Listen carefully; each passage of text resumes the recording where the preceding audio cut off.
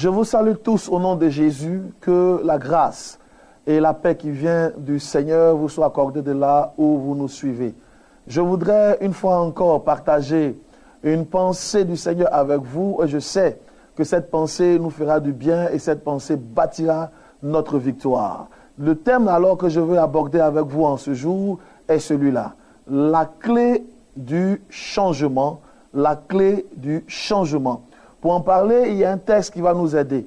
Et ce texte-là est tiré du livre de Jean, 2e chapitre, du verset 1 au verset 11. Jean, 2e chapitre, du verset 1 au verset 11. Que Dieu bénisse cette parole et que sa puissance nous fasse du bien et que sa force nous guérisse, nous délivre et nous amène au témoignage que nous souhaitons. Alors, ensemble, faisons la lecture et nous reviendrons pour décortiquer cette parole du Seigneur. La Bible dit donc ce qui suit. 3 jours après, il y eut des noces à Cana à Galilée. La mère de Jésus était là. Et Jésus fut aussi invité aux noces avec ses disciples. Le vin ayant manqué, la mère de Jésus lui dit, « Ils n'ont plus de vin. » Jésus lui répondit, « Femme, qu'y a-t-il entre toi et moi? Mon heure n'est pas encore venue. » Sa mère dit au serviteur, « Faites ce qu'il vous dira. » Or, il y avait là 6 vases de pierre, destinés aux purifications des Juifs, et contenant chacun 2 ou 3 mesures. Jésus leur dit, « Remplissez d'eau ces vases. » Et il les remplit jusqu'au bord. « Puisez maintenant, leur dit-il, et portez-en à l'ordonnateur du repas. » Et ils en portèrent. Quand l'ordonnateur du repas eut goûté l'eau changée en vin, ne sachant d'où venait ce vin, tandis que les serviteurs qui avaient puisé l'eau le savaient bien, il appela l'époux et lui dit, « Tout homme sert d'abord le bon vin, puis le moins bon après qu'on s'est enivré. Toi, tu as gardé le bon vin jusqu'à présent. » Tel fut à Cana, en Galilée, le premier des miracles que fit Jésus. Il manifesta sa gloire et ses disciples crurent en lui. Que Dieu bénisse encore cette parole au nom de Jésus-Christ. Les clés du changement, ou alors la clé, je pourrais dire, car ici nous allons donner quelque chose de très très très important, la clé donc du changement. Pourquoi changement? Parce que c'est l'aspiration de plusieurs personnes. Aujourd'hui, nous sommes dans un monde où des hommes intelligents et ambitieux veulent améliorer leur quotidien, améliorer leur existence et leur témoignage. Il se trouve donc que chaque personne qui vit, à un moment donné, veut sortir de la routine, des choses habituelles, veut sortir des choses qu'on voit, qu'on fait, qu'on subit toujours pour passer à une autre étape, pour passer à une autre dimension. Plusieurs aspirent donc à changer de conditions sociales. Je ne travaillais pas, je veux travailler. J'étais célibataire, je veux maintenant me marier. Je veux maintenant construire ma maison pour mettre mes enfants à l'abri quand je serai à la retraite, j'allais dire. Je veux maintenant qu'il y ait un nouveau témoignage professionnel. Je veux que ma vie professionnelle donc change. J'ai été pendant 10 ans à un poste. Je maîtrise tous les rouages de ce poste et maintenant je veux passer à un autre niveau de responsabilité. Bref, à un moment donné, dans la vie d'un homme intelligent, sérieux et ambitieux, la nécessité du changement s'impose. La nécessité du changement qui améliore l'existence, qui nous permet d'atteindre de nouveaux standards, de réaliser de nouveaux challenges, qui nous permet de progresser, s'impose à nous. On ne peut pas vivre sans toutefois aspirer au changement, car une vie routinière est certainement une vie qui nous met en retard. On a pour habitude de dire, celui qui n'avance pas, il recule. Mais pour avancer, ça veut simplement dire qu'il faut changer au moins d'espace géographique, il faut changer de territoire. Et donc, pour que le changement soit, il faut nécessairement que certaines réalités se manifestent. Ici, nous avons dans cette parole de Dieu quelque chose qui nous permet de rebondir dans la pensée du changement du témoignage. Je sais ce passage rempli de bonnes choses, mais je voudrais, dans ce texte, m'intéresser à ces 6 vases. À ces 6 vases. Nous ne pouvons pas ici parler de tout ce qu'il y a dans ce texte. L'intervention de Marie, mère de Jésus, c'est intéressant. Le miracle en lui-même, il est intéressant. Mais je veux ici porter mon attention sur les 6 vases.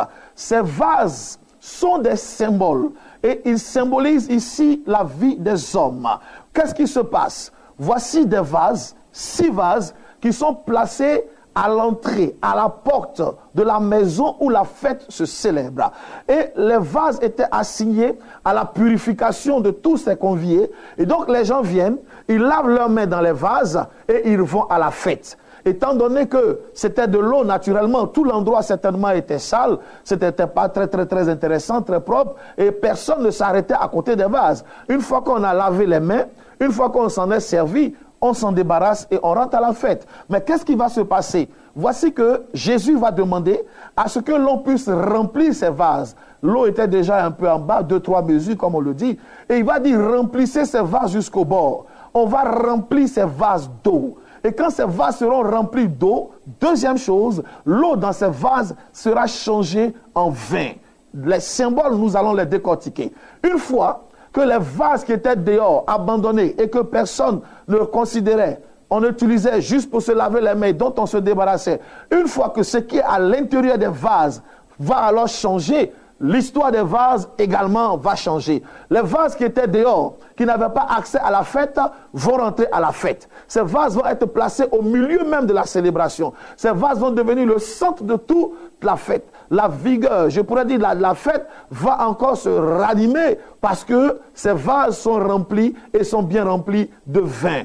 Je veux dire à quelqu'un que ce qui change la vie et le témoignage d'une personne, ce n'est pas le changement extérieur. N'attends pas que ta famille change de comportement. N'attends pas que les collègues changent de comportement. N'attends pas que l'entourage change de comportement. Car si tu veux qu'il y ait un témoignage nouveau, c'est ce qui est à l'intérieur de toi qui doit changer. Et c'est le témoignage que ces vases-là nous donnent.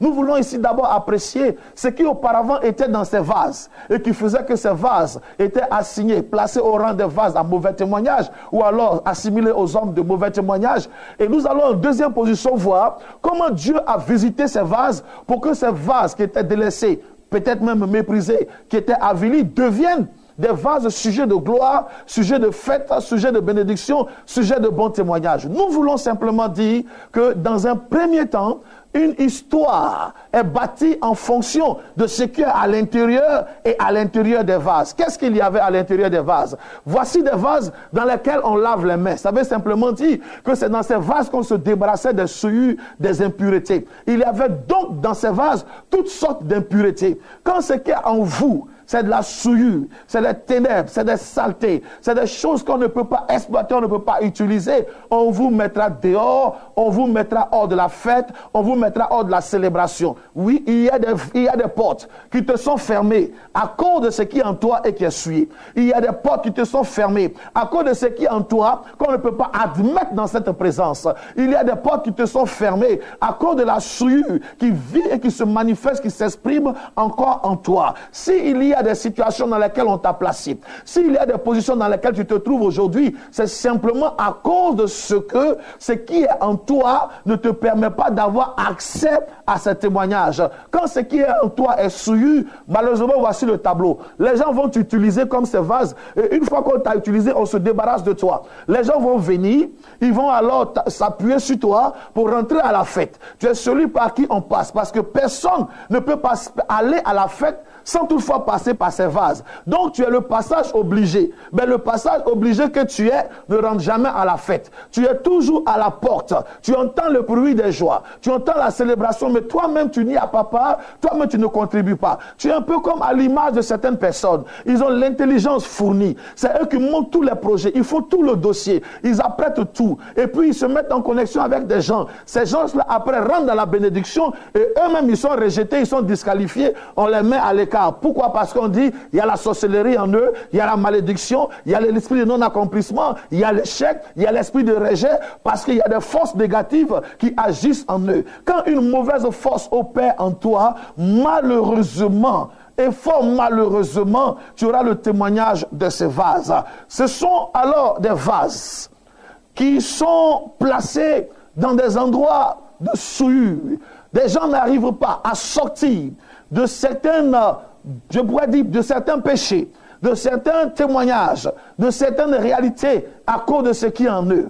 Quand ce qui est en toi est sale, ça va te maintenir dans l'adultère, dans le vol, dans l'escroquerie, dans la mendicité, dans toutes sortes de choses, oui, dans l'idolâtrie désapprouvée par Dieu. Ta vie est fonction de ce qui règne et se manifeste en toi. Ta vie est fonction de ce qui agit en toi. Car c'est de l'intérieur que part le témoignage. C'est de l'intérieur que part ta réalité. C'est de l'intérieur que part ta vie. C'est de l'intérieur que part tes situations. C'est de l'intérieur que part tout le mouvement que tu rencontres chaque jour. Oui, comme malheureusement, une personne est comme ce vase que tout le monde exploite, dont tout le monde se sert, mais que personne n'est prêt à transporter pour entrer dans la fête. Oui, quand une personne est un peu comme cela, c'est à l'image de cette personne qu'on exploite et qu'on rejette. Et il y a des gens qu'on rejette. On te rejette parce qu'il y a un esprit de rejet sur ta vie. Une femme comprends, on t'exploite, tu as fait la destinée des hommes, tu les as financés, ils t'ont fait rêver, on t'a promis le mariage, tu as mis tout ton argent dans leur vie, et quand il a eu une situation améliorée, on t'a rejeté. Femme, ce n'est pas forcément la faute de celui qui t'a rejeté. Le problème est à l'intérieur de toi. C'est ce qui est à l'intérieur qui fait que les gens te rejettent. Un premier t'a rejeté, un deuxième, un troisième, un quatrième. Mais dis-toi que la responsabilité n'incombe plus aux hommes, mais c'est à l'intérieur de toi. Il y a peut-être une force de sorcellerie. Quand les gens sont effectivement disposés, ça les repousse. Ou alors un esprit de malédiction. Oui, le rejet peut exister. Et si ce rejet existe, c'est qu'il y a un travail à faire. Ici, Jésus-Christ, au travers de cette action dans la vie ou alors dans le témoignage des vases, nous permet de comprendre qu'en changeant ce qui est à l'intérieur des vases, le témoignage change. Ces vases qui ne pouvaient pas rentrer dans la fête, qu'est-ce qui s'est passé? Jésus a changé ce qui était à l'intérieur des vases. L'eau sale a été non seulement complétée par l'eau propre. Il a dit, prenez de l'eau et remplissez jusqu'au bord. Vous voyez, pendant qu'on remplissait, on remplissait, l'eau qui était sale en bas remontait à la surface, toute la souillure ressortait. Et à un moment donné, quand vous faites cet exercice, vous voyez qu'il ne reste plus d'eau sale à l'intérieur, il ne reste qu'une eau propre. Et donc cette eau propre par la suite a été changée en vin. Deux choses. Un d'abord, l'eau a été utilisée.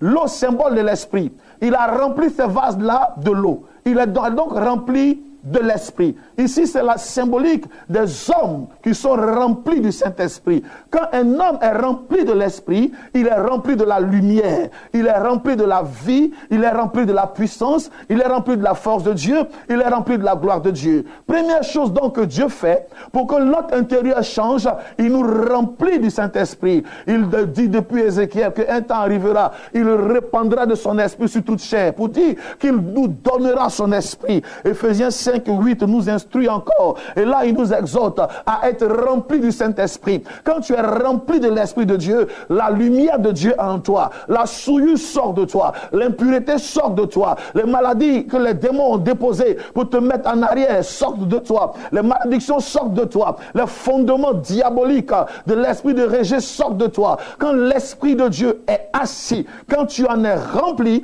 l'Esprit du diable sort. Il ne peut pas avoir de cohabitation entre l'Esprit de Dieu et l'Esprit des ténèbres. C'est pourquoi je veux parler sur la vie de quelqu'un en cette heure. De là où tu te trouves et que tu entends ma voix, sois rempli du Saint-Esprit, sois rempli du feu de Dieu, sois rempli de la lumière de Dieu, et que tout ce qui était en toi, qui te donnait une vie que tu désapprouves, que tu n'aimes pas, une vie qui te contraint à la prostitution, au mensonge, au vol, à l'échec, à l'humiliation qui fait que tu es bloqué, sois libéré de cette vie dans le nom de Jésus-Christ. Que en ce jour, la puissance de Dieu te remplisse, la force de Dieu t'inonde, le pouvoir de Dieu te remplisse, la lumière de Dieu te remplisse, et que les ténèbres qui t'habitaient sortent, que les démons sortent, que les maladies sortent, que l'esprit d'échec sorte, que l'esprit de retard sorte, que l'esprit de célibat sorte, que l'esprit d'humiliation sorte, que l'esprit de rejet sorte, que l'esprit de la disqualification sorte, que tout ce qu'ils ont déposé en toi,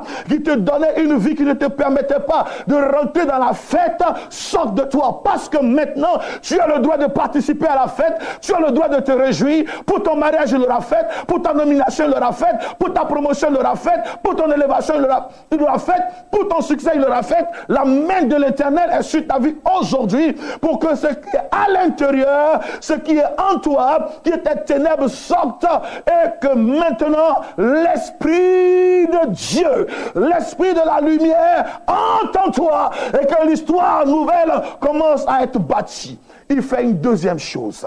Il le remplit d'esprit. Et il va transformer cette eau en sang. Il va donc activer une autre dimension de la présence de l'Esprit de Dieu en nous. Quand l'Esprit de Dieu en nous, cet esprit il va donc agir de telle sorte que nous soyons des porteurs d'un témoignage nouveau, conforme à ce que Apocalypse 5, verset 9 enseigne.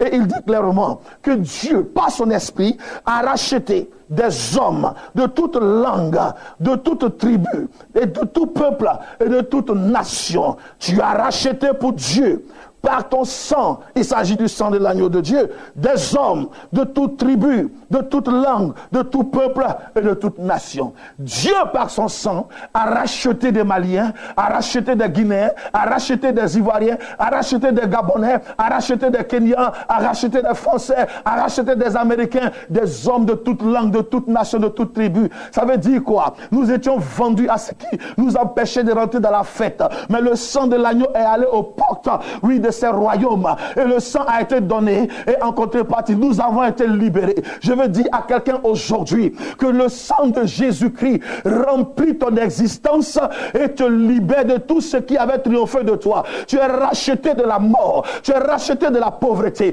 Tu es racheté de la misère. Tu es racheté de la malédiction. Tu es racheté de l'humiliation. Tu es racheté de moquerie. Tu es racheté de la honte. Tu es racheté du rejet. Il y a longtemps que tu aspires à une fête dans ta vie. Et c'est normal. Un homme qui vit, un chrétien croyant en Jésus et qui n'a pas l'occasion de célébrer Dieu, ce n'est pas une vie normale qu'il mène. Car Christ nous a appelés à servir à la louange de sa gloire. Nous devons louer Dieu. Nous devons susciter la louange de la bouche des gens. Les gens doivent venir à notre fête. Les gens doivent être convoqués à nos célébrations. Je déclare aujourd'hui que parce que l'Esprit de Dieu est avec toi, tu inviteras des gens à la fête. Il y aura une fête pour ta promotion, une fête pour ton mariage, une fête pour ton enfantement, une fête maintenant même pour le succès de tes enfants. Je déclare la fête dans ta vie dans le nom de Jésus. Je déclare la réjouissance dans ta vie. Ta vie ne sera pas une vie de tristesse, toujours loin de la fête. Tu entends le bruit des fêtes et tu es toujours loin. C'est toujours toi on appelle pour dire, ah mon frère, ma fille a accouché, mon enfant vient d'avoir sa maîtrise, telle personne vient d'avoir sa promotion. Non, non, non, non, non, non, non. Tu ne seras pas toujours là pour écouter les miracles des autres, mais un temps est arrivé où tu seras le centre de la fête. Je ne dis pas que tu vas à la fête, mais il aura fête à cause de toi et tu seras le centre de la fête. Tu seras l'objet de la fête. Tu seras le sujet de l'allégresse et de la réjouissance. Les choses changent dans ta vie au nom de Jésus. Les choses changent maintenant au nom de Jésus. Ton histoire change au nom de Jésus. Tes réalités changent au nom de Jésus. Ceux qui hier tu utilisais pour te jeter ne vont plus t'utiliser pour te jeter. Regardez ce qui s'est passé alors. Quand l'eau a été changée en vin, ces vases qu'on utilisait et dont on se débarrassait, ces vases qu'on laissait dans la boue, ces vases qu'on ne respectait pas, ont eu un autre témoignage. Premier témoignage, ces vases automatiquement sont rentrés dans la porte qui leur était interdite.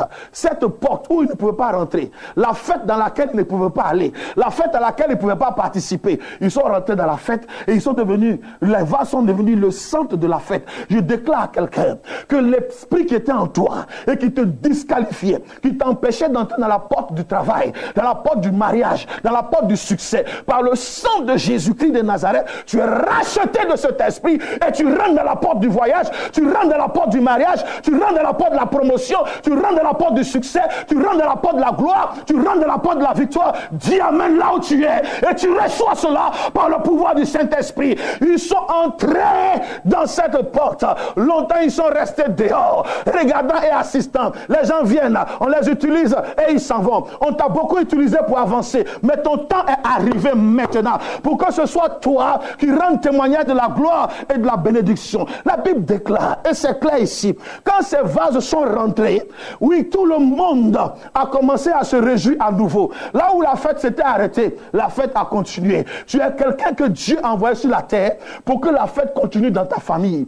Là où l'ennemi a dit il n'y a plus de mariage, à partir de toi, le mariage va continuer. À partir de toi, le succès va continuer. À partir de toi, la victoire va continuer. Ce qui s'était arrêté dans ta famille va reprendre vie dans le nom de Jésus-Christ de Nazareth. Ce qu'on ne voyait plus depuis un temps. Il y a longtemps dans la maison, il n'y a plus de succès. Il y a longtemps dans la famille, il n'y a plus de voyage. Il y a longtemps dans la famille, personne ne prospère. Les gens ne construisent plus. Mais je déclare que ce qui a arrêté va reprendre vie dans le nom de Jésus. Ce qui a été bloqué va recommencer avec toi. Quand l'Esprit de Dieu en toi, par le sang de Jésus t'a transformé, tu es celui qui permet à la fête de continuer. Tu ramènes la joie. Là où la tristesse a été, tu balaies la tristesse et tu imposes la joie par la puissance et le nom de Jésus-Christ de Nazareth. Ces vases qui n'étaient rien, parce que le bon vin était dans ces vases. Et le vin, c'est le symbole du sang. Ces vases, donc, ont eu une assistance particulière. On a mis une sécurité. Automatiquement, il y a quelqu'un pour protéger ces vases. Alors que quand ces vases étaient, personne ne les protégeait. À la limite, on s'en foutait. Mais à cause de maintenant ce qui est en toi, parce que tu as de la valeur, parce que tu es important, parce que tu es quelqu'un dont tout le monde a besoin, parce que tu as de la qualité, parce que Dieu est en toi, parce que tu es une source de bénédiction, ta protection sera assurée depuis le ciel. Ta protection même sera assurée dans ta famille. Ta protection sera assurée même par l'État. Ta protection sera assurée parce que tu n'es plus n'importe qui. Tu es celui qui permet à la fête d'être joyeuse, d'être épanouie et d'être bénie. Ce qui est en toi impose alors sur ta vie la protection. Ils sont obligés de te protéger. Tu ne mourras pas comme un esclave. Tu ne seras pas battu comme un misérable. Tu ne seras pas détruit comme un vulgaire personnage. Tu ne seras pas humilié comme quelqu'un sans valeur. Mais on prendra soin de toi parce que ce qui en toi est précieux. Ce qui en toi est important. Quand ce qui est un homme a de la valeur, les gens le courent après. Tout le monde était autour de ce vase. Tout le monde voulait se réjouir de ce vase parce que chacun voulait tirer de ce vase. Frère, quand tu peux produire, quand tu peux donner, les gens seront obligés d'être avec toi. Quand tu es la solution des gens, ils sont obligés d'être avec toi. Quand tu es la solution de l'humanité, l'humanité est obligée d'obéir à tes déshydratats. Je crois à une chose, c'est que le changement viendra lorsque ce qui est en nous sera changé. Si ce qui est en nous est ténèbres, alors les ténèbres doivent maintenant être balayées pour que l'Esprit de Dieu prenne la place et qu'en nous soit activé la puissance et le principe du rachat.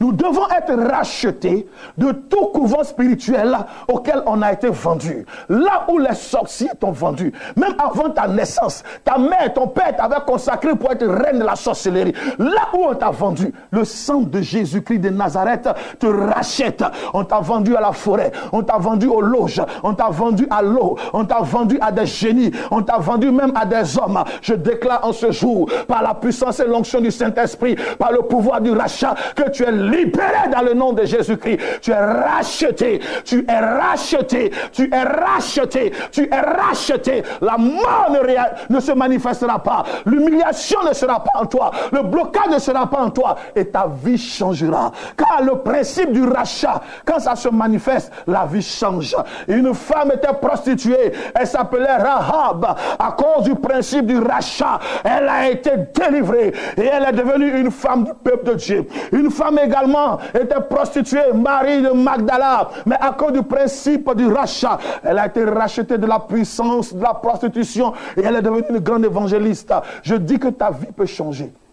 Si la vie de Paul a changé, ce grand brigand, ce meurtrier, mais qui a touché le Saint-Esprit, qui s'est laissé remplir par le Saint-Esprit, inondé par le Saint-Esprit, si la vie de Paul a changé, ta vie peut changer. Si la vie de Marie de Magdala a changé, ta vie peut changer. Si la vie de ces personnes qui ont été méchantes, mauvaises, mais que Dieu a rachetées, si leur vie a changé, ta vie peut changer. Ton histoire peut changer. Tes réalités peuvent changer. Tu peux changer de conditions de vie. Si David est quitté derrière les troupeaux pour devenir roi par le mystère de Dieu, ta vie peut changer. Si des choses nouvelles se sont passées dans la vie d'une personne qu'on appelait Jephthé, fils fils né d'une femme prostituée. Il est né dans de mauvaises conditions. Socialement, il était disqualifié de tout standard de bénédiction. Mais Dieu s'est manifesté et Dieu a permis que la vie de Jephthé puisse changer. Je ne crois pas que quelqu'un soit condamné à l'humiliation et à la mort. Je ne crois pas que tu sois condamné à cette vie de misère, d'humiliation, de malédiction, de pauvreté, de sécheresse. Je ne crois pas que tu sois condamné à être attaché là où tu es. Tu es fait pour être un témoignage de la gloire de Dieu. Je voudrais simplement terminer en te disant, la clé pour le changement, c'est de changer en l'intérieur. Que les ténèbres soient changées en lumière et que le sang du rachat puisse opérer. La fête à laquelle tu n'avais pas droit, tu deviendras le sujet principal de cette fête. Que Dieu qui est Dieu te bénisse et que la gloire soit à l'Éternel, ton Seigneur et ton Sauveur. Merci pour ta grâce sur leur vie. Bénis-les par ton esprit. Manifeste l'onction du changement et que de nouvelles réalités soient maintenant manifestées. Béni sois-tu, Père, au nom de Jésus-Christ. Amen.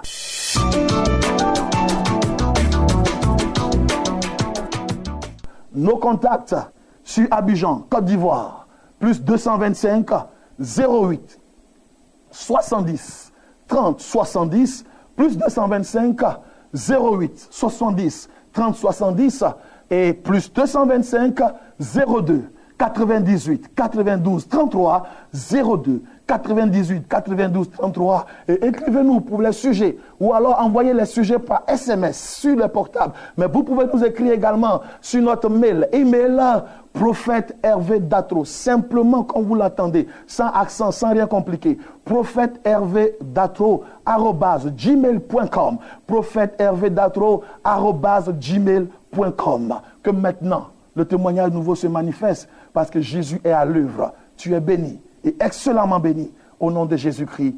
Amen.